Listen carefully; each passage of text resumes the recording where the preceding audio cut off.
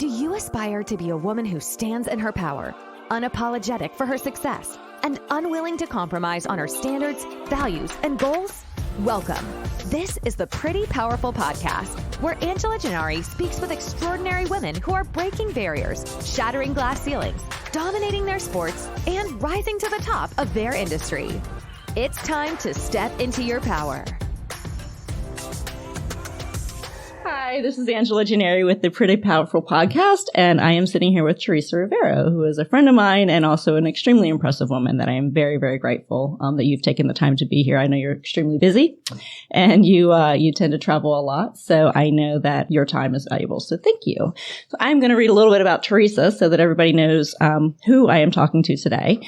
So Teresa Rivero is a senior program officer at the Bill and Melinda Gates Foundation on the K-12 education team. She has worked with a variety of organizations across the Southeast, including state education agencies, school districts, and education nonprofit groups. In her current role, Teresa partners with organizations to build networks for school improvement focused on advancing student outcomes for Black, Latino, and low-income students. Teresa has dedicated her career to working with organizations focused on improving the lives of the most vulnerable communities.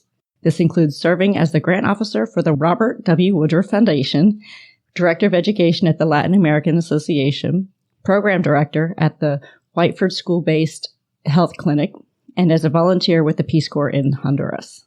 Teresa sits on the Board of Trustees and is a member of the Executive Committee at her alma mater, Emory University, where she earned a bachelor's degree in finance and a master's in public health.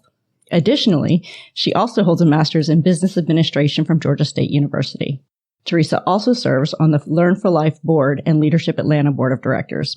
Teresa lives in Atlanta with her partner and three-legged rescue dog, who also has his own Instagram, and is a part-time office assistant. On the weekend, she enjoys playing tennis, hiking, and riding her scooter to weekend festivals. So thank you, Teresa. Oh, my gosh. I'm already blushing and uncomfortable in my skin. So. I understand. I'm still getting through this. I'm terrified of public speaking, so this is okay. You're doing great. So I wanted to just kind of start. You have a pretty heavy responsibility with the Bill and Melinda Gates Foundation. You are in charge of, what is it, $200 million or something like that of grants that you have to figure out where is the best source and where are they going to, have the most impact in the community. So tell me a little bit about that. Yeah.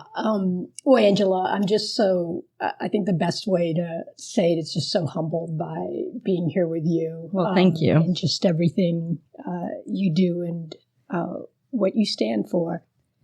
So the Bill and Melinda Gates Foundation, I've got to say, it is pretty crazy to think about being a professional staff member for a foundation. Mm-hmm. And I've been in that space for a number of years now, but it's not my money. Right. It's other people's money that made that. And I'm Absolutely. Entrusted with looking for the best and most aligned opportunities and communities around improving outcomes in K-12 education. And I love this because I read in your bio and some of your background that education has always been a huge part of your life growing up, and that your family was very focused on your education.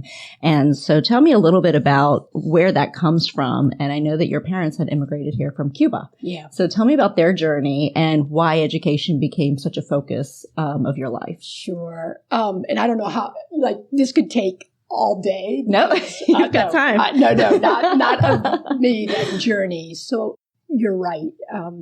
Education has been a pillar of just everything in my life from my family's influence. So I'll start where it comes from. So my family had to leave Cuba. They were actually exiled from Cuba. Wow. And I'll share a little bit why. And they left in the middle of the night and just had to start over in this country. And how terrifying. Yeah.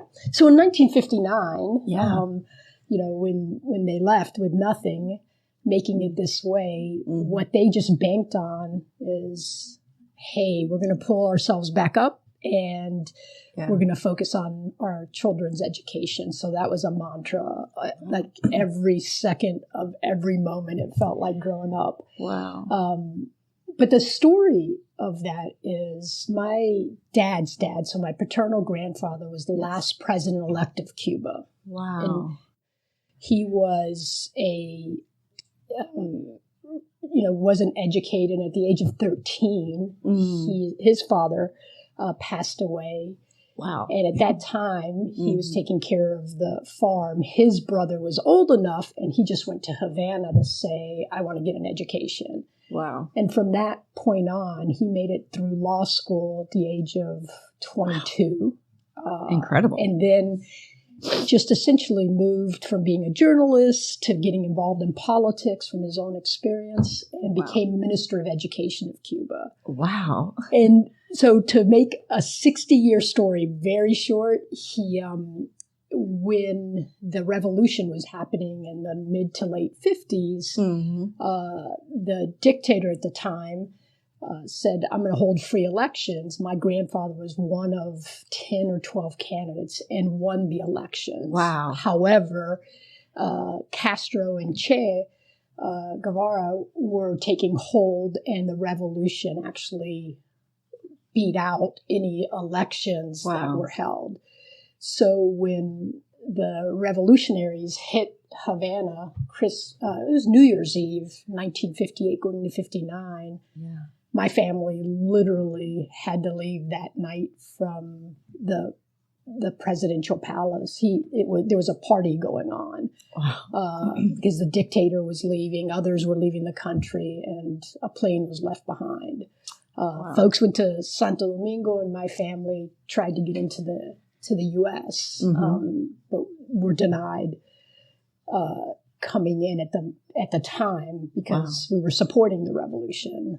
So we finally made it to the States with nothing, and the stories, here I am. But, wow, that's incredible. And your parents, who obviously had a lot to lose, going out of, leaving Cuba, and, they had to start all over with nothing. Yeah. And so the one thing that they, I'm sure, instilled in you is education, because nobody can ever take that from you, no matter what, right? Yeah. My mom, growing up, would say, and both parents actually would just say, an education's everything, but you're going to work hard and get involved. Like she would literally, I could say it in Spanish, but she would, that phrase, get involved in anything you do. And say it in Spanish. The follow-up to it is she would say, es porque lo que hacen los americanos.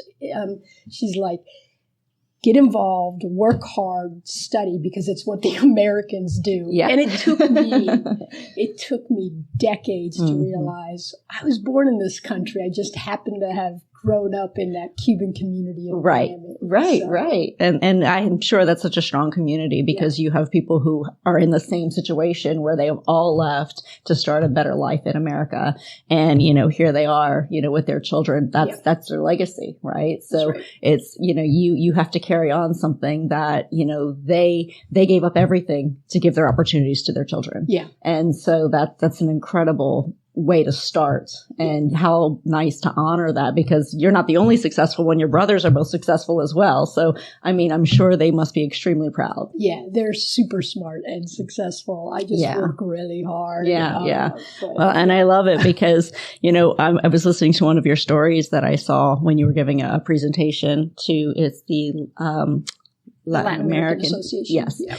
And you were talking about how your parents always instilled in you to take every opportunity and to never let up. And it wasn't easy for you. You had a lot of opportunities that were not presented to you, but you saw the opportunity and you went after it. You were proactive in making sure that opportunity was for you, even if it wasn't initially presented that way.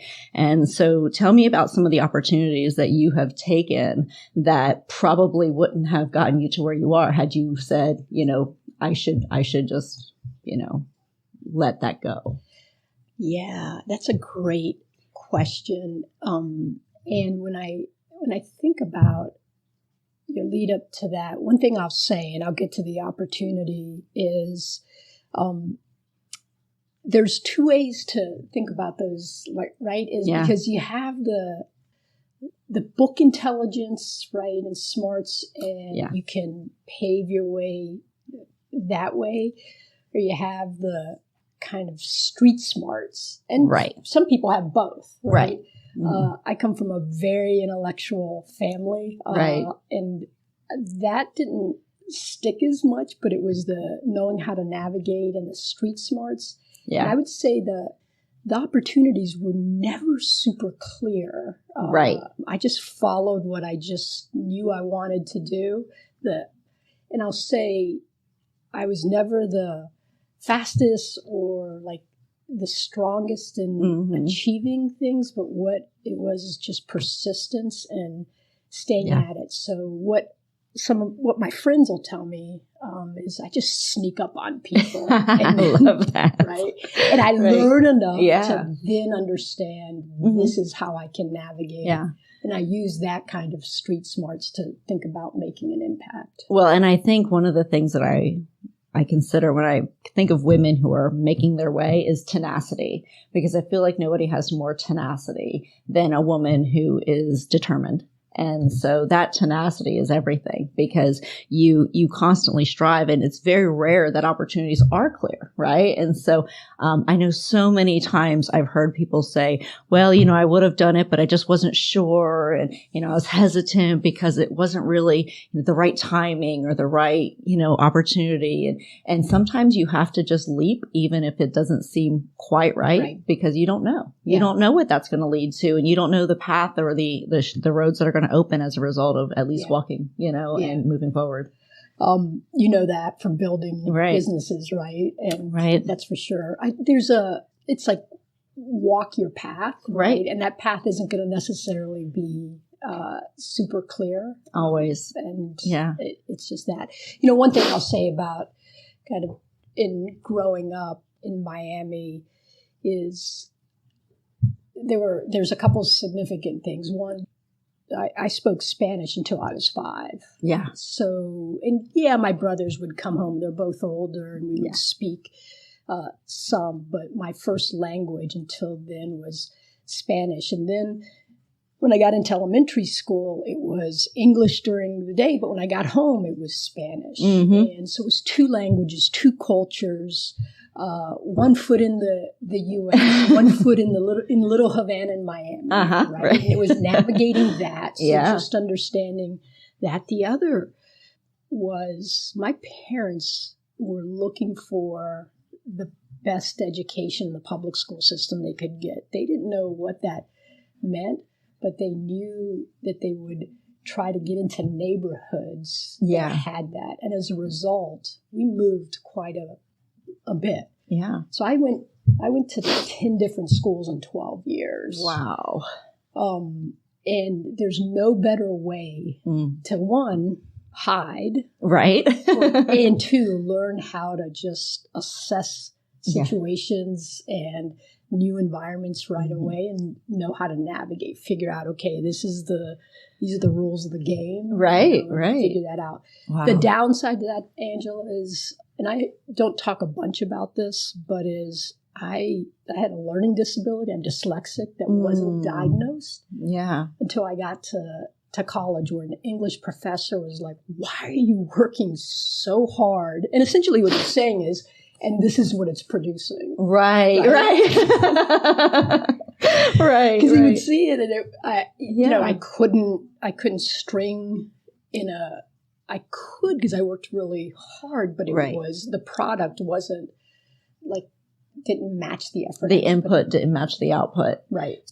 So nobody discovered this while you were in school, in elementary and middle school? Because I went to so many different schools. So if you think what happens. So I see. Yeah. Okay. So we moved. Yeah. We moved, not that when we moved, I was in one school, and then we'd get redistricted, and I went to another school. Yeah. Yeah.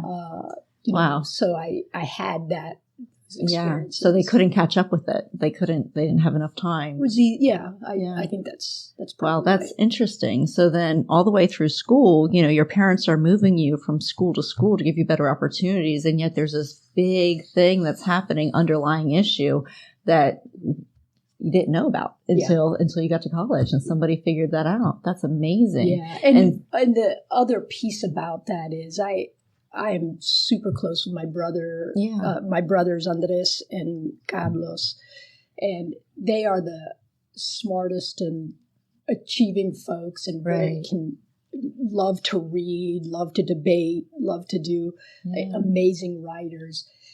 Our parents never compared us to each other, but they flew through everything, right? And there were honors programs, and it would. Yeah. I snuck in because the only time I went to school, the same school was my high school, and my brother Carlos had gone there. He graduated before I got there, but I kind of rode his coattails.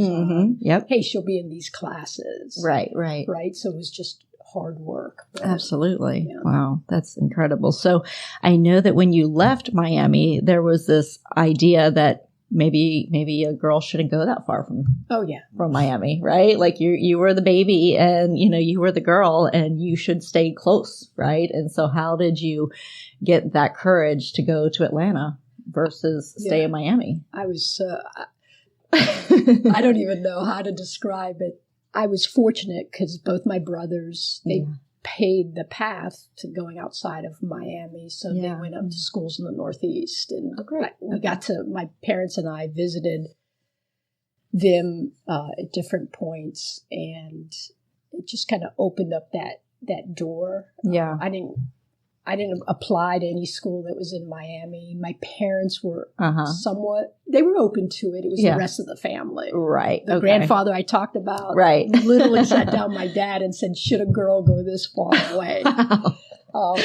Wow. But I think the bigger thing was I never thought about going back to Miami after college. And that was actually a bigger deal for my parents. They pushed really hard to come back to Miami. Wow. To live. Yeah. And your brothers live in Miami now? One does, my oldest, and the other's in New York. Wow. Well, that's awesome. So I think it's great that you came here and you built your own way. And that takes a lot of courage, especially coming from a family that is so tight-knit. And, obviously you have a community there and you have family there. And that's wonderful. I have 35 cousins and my first cousins in Miami. And all those cousins have kids. So, my gosh. And they're all in Miami. So it's a massive family. Yes. Yeah. So I'm sure family functions are interesting. Being around your family, does that impact your heritage, your family? Does that impact how you work, do you think? Do you think that impacts how your drive, your communication styles? Like how does coming from a tight-knit Cuban, Latino family, how does that impact everything else that you're doing? Yeah, there's a lot of debate. Yeah. Debate of issues and ideas. The volume gets really loud. Right. Gretchen, my partner, often will say, why are you all yelling? And we're never yelling at each other, right? We just are passionate, right? So it's that. I think one thing about culture, and I thought about this before when you made the really thoughtful, invitation to come here is, what about my culture and the way I grew up either enables whatever success means? I think it's connection to feeling like I can engage and make a difference in my community. Right. Or that I'm a good person and moving through my days. Absolutely. Not doing harm to a lot of people. But culture is really interesting because when I think of the Latino culture, it's magnified to me the roles of women, right? And what a woman's place is, right? Having kids or creating a house, taking care of a husband, and that's very stereotypical, I realize. But I'm also thinking about the generation that I grew up in my parents' generation. Yeah. That was very strong in growing up. Yeah, what women do and what women don't do. Right, and here you are leading this. You're leading funds for some of the largest foundations in the world. You work with one of the richest men in the entire world. And, you have a huge responsibility, and you are entrusted with something that, most people can't even fathom the amount of money. But you are, one of the things I think is so impressive is you've got like governors and politicians on speed dial on your phone, and, they're coming to you wanting favors, not the other way around. They're saying, hey, how can we impress Teresa to get her to, invest in our programs? So where do you find in all of your education, you have this incredible background and responsibility with your career. Where do you feel like the biggest gap is in funding? What do you seek out? Like where do you feel like money is well put in education? Yeah, that is a tough question. So the work that we do, so I'm going to bound that a little bit in how we fund, and that's the question you're asking is bigger than that. Yeah. So we're really working within systems and thinking about how systems, when I say systems, either school systems, right? Mm-hmm. A school system like Atlanta Public Schools, or it could be a state that has a bunch of school districts, right, are trying to improve their outcomes for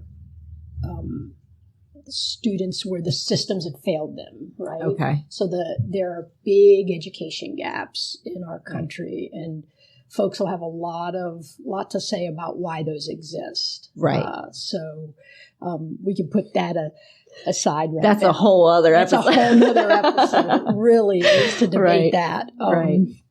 But I think that some of the most powerful investments I've had a part to do, I could talk about, the investment that supported this really cool infrastructure that helped professionals, have real-time information, or right, how it developed all these measures for something or contributed to the research. But the most powerful investments are where it elevates students and families' voices, yeah, to say, this is what matters to us in our education. Hey, all you policymakers, hey, all you people that run systems, listen to what actually works for us. Yeah. Because we know. Yeah. And don't look for a fancy way of saying it and all the jargon, but this is what we need today. So how to elevate voices and bring those create space. It's not that those voices don't want to be part of the conversation, but create space for that. I love that. The most powerful investments. Well, and I think that when you start giving people a voice who have previously not had one, you discover major gaps in, why is our system failing? Because everybody can look at our education system and say, there are broken pieces. There's a lot of good, but there's a lot of broken pieces. And how do we bring those together? And you can't do that from a high level. You can't be, 10 feet up looking down and saying, well, I think it's because this, and this, because only the people who are there know. Yeah. And so getting to meet people where they are, I think, is a big part of that. That's so big. It's so easy to intellectualize. Yeah. How do you fix, right? Public education, and look at the people that the systems are trying to serve. Right. Say they're the problems, which really it isn't the case. Right. Right. So, speaking of voice, I've been thinking a lot about that since seeing some of your, just things to think about before the podcast. Right.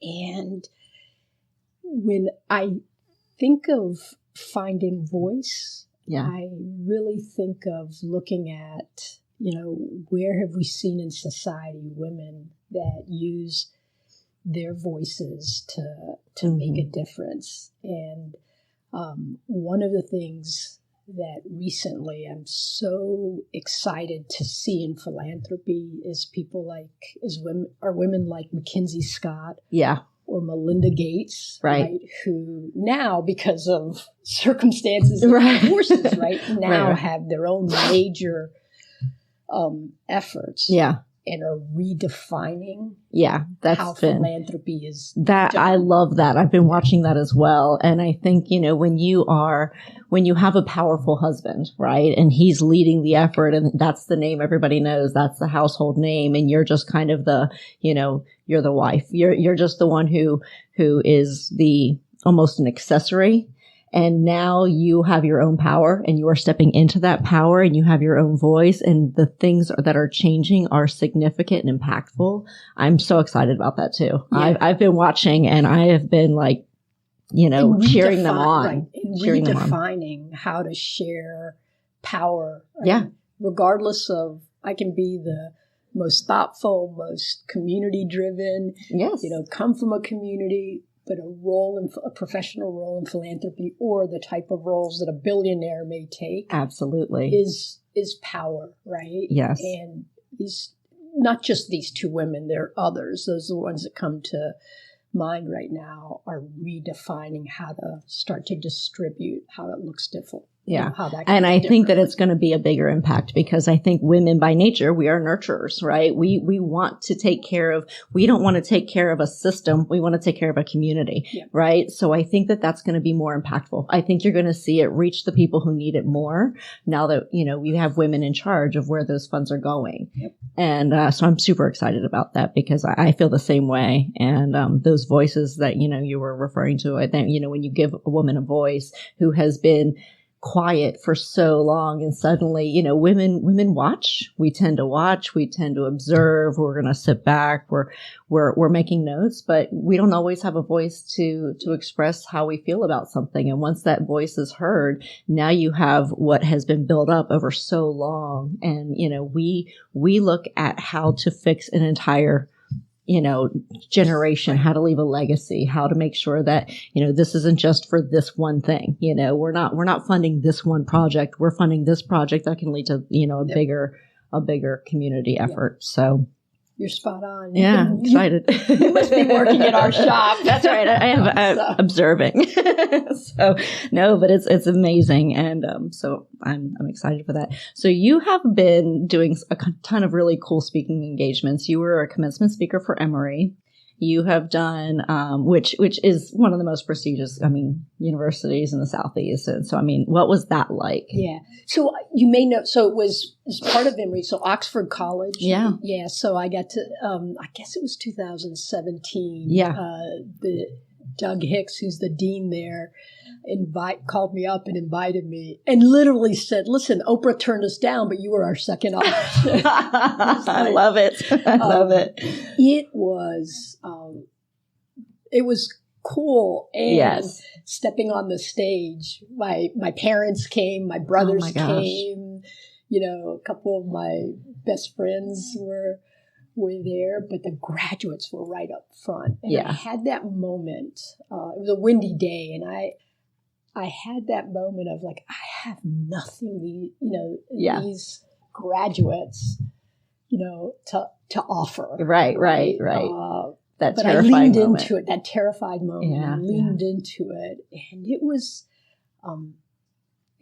fun because I had really focused on the message, just really getting clear on what I felt like I could authentically share. And it was about finding, you've got this privilege, you're graduating from this institution. Right. The whole world is at your hands. The whole world is at your hands. And, so many people want this opportunity and don't have it because of life circumstances. So you have the responsibility to find how to use your voice and have an impact. I love it. So I did it through also some storytelling. Right. And I think that's more impactful, right? So I was talking to somebody last night and was explaining that I could learn everything in a book. And, because we were talking about the value of an MBA. I said, I think an MBA can be extremely valuable. And, but as an entrepreneur, I've owned 3 companies over 20 years. I just have an undergraduate degree. I never got an MBA, but there have been a few times where I'm like, I really need to get this MBA. And so I'd go back and I'd start doing some online courses, and I'd sit there and say, yeah, I already know that. Yep. I learned that the hard way. Yep. I also learned that the hard way. So there's value in having that structure of, this is how you should do it. This is the guideline you should use. But there's also value in making those mistakes, because when you have real money on the line and you lose real money, that stays with you. And so, I think there's something to be said for, how much we put into education, but also how much we put into experience, because you have an incredible amount of education behind you. But some of the things that you're doing in your career, I'm sure have had just such a major impact. And had you not had education, you wouldn't have had the opportunities. But that life learning, that real, life learning that you're getting when you actually give a grant to somebody and when you actually, put funds somewhere or you speak to students, that's coming from life experience. Yeah. That is coming from your life experience, your family history, your career. That is where that comes from. And while the education gives you the opportunities, the life experience gives you the stories that I think are really impacting people. Yeah, I love that. That's exactly right. And, it's funny. You can look at the education. I was going to be, my brothers, they paved the way, and that opened up. My oldest brother opened up college as possible for us. We had no money. We didn't. The three of us, we didn't know we were poor until we got to college. Oh yeah, and we qualified for full financial aid. Wow, and got work study and other need-based grants. Right, but that's where that came in. My parents understood. They had gone to college in Cuba, but couldn't prove they had it, so they actually went to college back in the U.S. Wow. Okay. To have the degree. So it mattered because they believed education. Yeah. But I've got to say, once I graduated undergrad, the last person who was going to go to get any graduate work was me. I worked in Chicago because it was so, as much as I valued it, it was, I was like, get my hands dirty. I'm hungry for experience. And I'm the learner that has to hear things. Right. And, reading, I don't learn from the book. I never missed a lecture. I would always go on, sit in the front seat. I would stay after to ask questions just because it's how I learned. Mm-hmm. But where I got my best education was in the Peace Corps. Oh, wow. That's amazing. It was, I worked in Chicago for a couple of years and then went to the Peace Corps. I applied in college, and my parents were like, this is the culture, like, you're not doing that. We didn't leave our country for you to go to Central America. I'm like, and it took me a couple of years in Chicago to realize, wait, this is my life. So I kept the application. But Angela, talking about women and really powerful women, in the Peace Corps, I was assigned to rural Honduras because I was a native Spanish speaker. So I was way out there. There was nothing. No running water, no lights. I lived in a village in an adobe hut.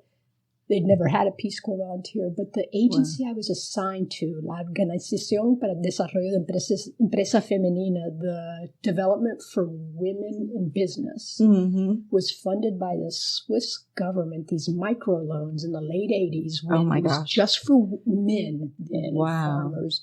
These were really small little businesses, but in the loans were maybe $100, $150, which is still a lot. Right. Especially in that community, right? So and it was for women who had some existing little business. Mm-hmm. They might have been doing a market out of their house. They might have been fattening up pigs to resell or butcher, or they may have had a business. I had to I do some training in groups, and then the women were eligible for loans. And I would follow up with all the technical assistance and make sure they stayed on track and show things like accounting. These women were just rock stars. Wow. I worked with I was close to 100 over my 2.5 years in the Peace Corps. Wow. And not just going against societal norms and having a business, but they became they were the rocks of their communities. Absolutely. They would get things done. They would have to push against, the others in the community that said women shouldn't do that. Yeah. They just were so proud to have these loans. And when they paid it off, the sense of accomplishment and they could was so empowering. Oh my God, I love that. And they taught me everything. Right. They I remember, I'll tell you one other quick story. Yeah. We would have these group meetings because there were a couple of community projects, and there was no clocks anywhere. Yeah. There was no, go by the sun. But we would call a meeting, let's say it was like 2:00 on a Tuesday. Right. And I had my watch my first 6 months in the Peace Corps. Right. And I go to the little house where the meeting's supposed to be at 2:00. It's like 4:00 later and people were showing up. I thought this was at 2. Happened a few times. Yeah. And they'd look at me and like, there's more time than there is life. So sometimes other things get in the way, but we're here. So when we're here, let's use the time we have. Wow. I ditched the watch. Yeah. It wasn't going to work. And I just had a couple of little kids in the village just tell me when people would start to gather to come get me. Oh, I love it. I love that. Well, and those are the opportunities where you realize, again, meeting people where they are, right? Yeah. So if you went in there with your own rules and structure of how things needed to be, you would get frustrated. Yeah. Instead, you meet people where they are and everything changes, right? Now all of a sudden you're making an impact. That's right. And people are working together because you hear them, you're not just there to, to set structure. You're there to be part of the community. That's exactly. And so you have to integrate into the community. That was the big learning for me. You just captured it beautifully. Is not what the structure that, I thought we said we were going to meet. It's, when we do, how is it we're going to work together and hear each other? It was amazing. I love that. All right. So what inspires you, or who inspires you? Gosh, well, those women inspired me. There's not one big name.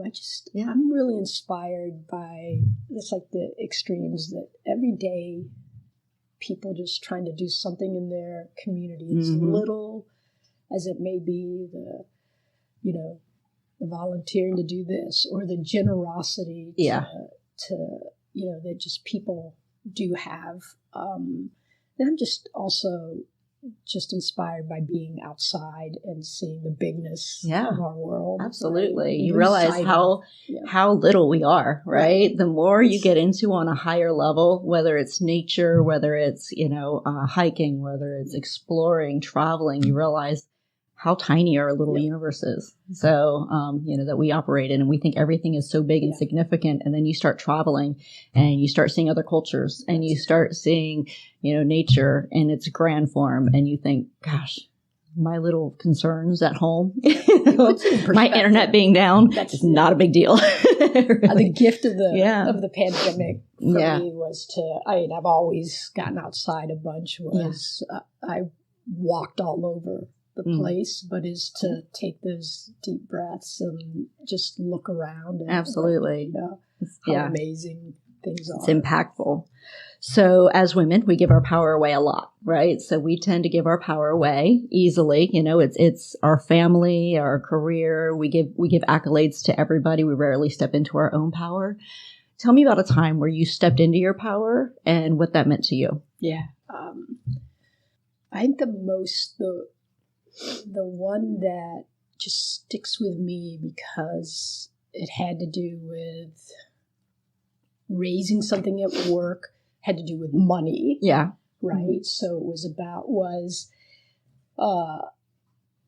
I won't say where, but I realized inadvertently that I was being paid significantly less, probably about $30,000 than a male colleague that I adored and would pay, it was worth every penny he was being paid. What happened was we got these, it was a while back, we got these letters because our vacation time was being bought out. Oh, okay. And this colleague, his name in the alphabet is right after mine.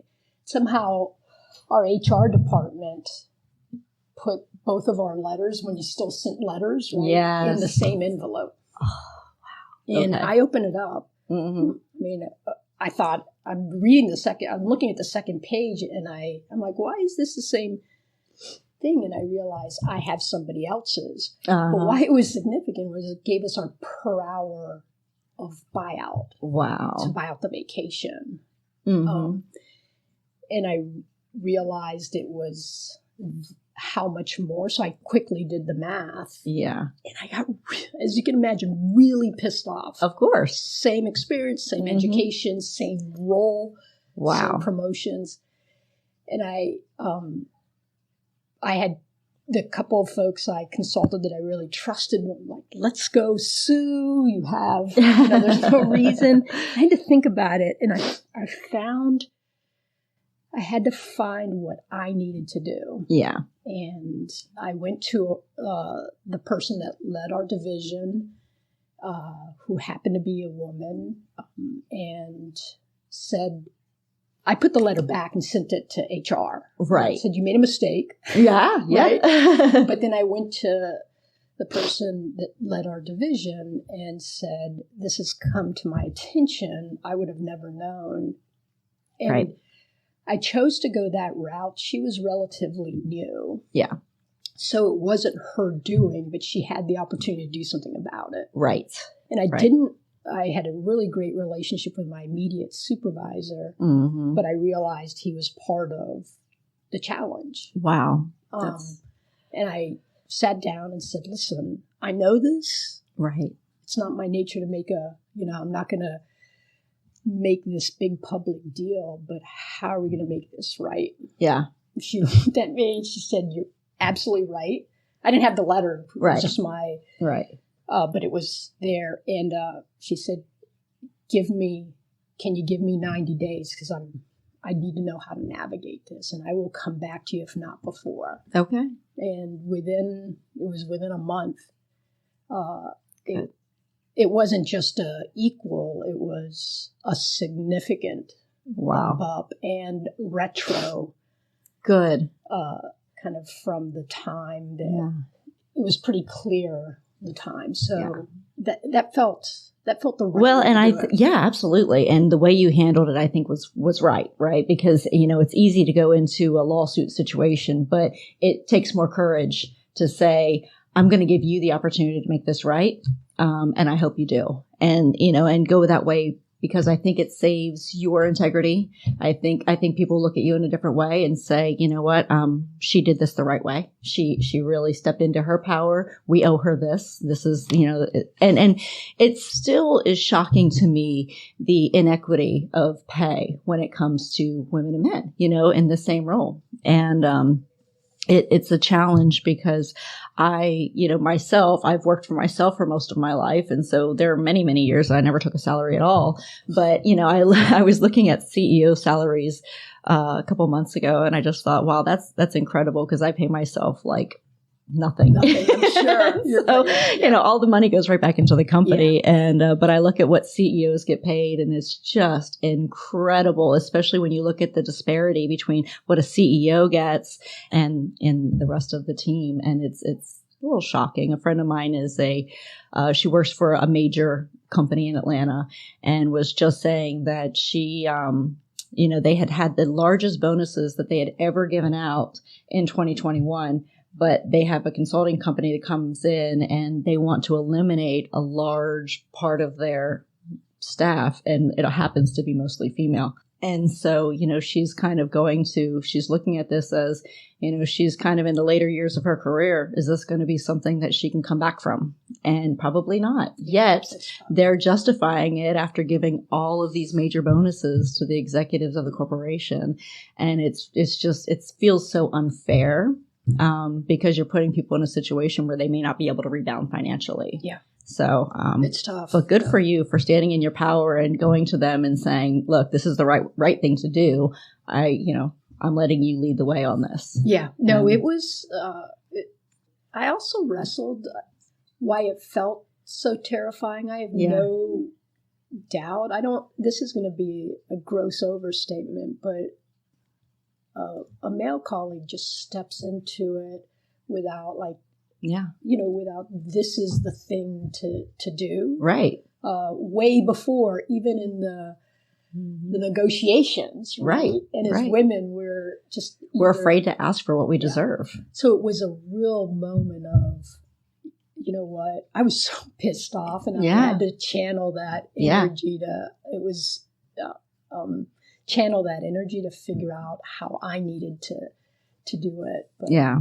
Well, and I think that, when you have men in the workforce, they're comfortable asking for what they want because they feel like they deserve it. Women have the opposite. Yeah. We don't feel like we deserve it as well. Like we're not as determined to get something that we feel like we deserve because we serve everybody, right? So we're used to sharing accolades. We're used to making sure everybody is okay. And so for us, it wouldn't be unusual to take a smaller salary to make sure everybody has something equal. For a man, it would not necessarily be that way. And I'm not saying all men, I'm not trying to generalize, but, generally when men, get a raise, they feel like they deserve that raise. Whereas a woman, we're like, wow, I got to work extra hard. I've got to do more now. Right. And so, I think that's our way of, how we've always been grown, how we've always nurtured others. So what advice would you give your 18-year-old self? Gosh, I think it's around it would be something around finding voice. Right. And, knowing that's a developmental thing, but sure. to not, I never really have worried. Like, hey, does my career path or the things I'm doing make sense? I don't think I would have done them, but right. Is that it's okay not to know what the next thing is. But in that journey, find ways to articulate, to just know I stand for this and just to stay true and grow in that, right? And absolutely. Find a kind of a clear voice to let people know who, just to know who I was. I would have loved to have had that insight. Absolutely. I love it. All right. So you can answer this question however you want. What do you wish people knew? I am dogged. Yeah. I sometimes I don't know why. Like I work hard, I play hard. I know reasons why, but go by instinct. Yeah. And if I just think something just needs to be, I will call. I'll find you on Teams, or Zoom. Email you until we talk about it. So it plays out a lot of work on some of the community things that I do. So just to be relentless. And I just, the other thing is it's just, I feel so fortunate to grow up the way I did because Absolutely. It has given me just a sense of why I do things, a sense of I only have one set of experiences, to be able just to put myself in someone else's shoes, even though I may not have walked their paths, has given me just some empathy and absolutely compassion for people that are trying really hard and just really struggling to make their way. Absolutely. Yeah. And I think we are, as women, we see those people and while they're overlooked many, many times, I think as women, we see them. And so we can do something about it. So awesome. Well, thank you so much, Teresa. I really appreciate you being here, and I learned so much, and I'm sure our listeners have as well. So I really appreciate everything that you've done to be here and your journey, and I know it will impact a lot of people. So thanks so much for tuning in to this episode of the Pretty Powerful Podcast. If you're enjoying the show, please feel free to rate, subscribe, and leave a review wherever you listen to your podcasts. We'll catch you in the next episode.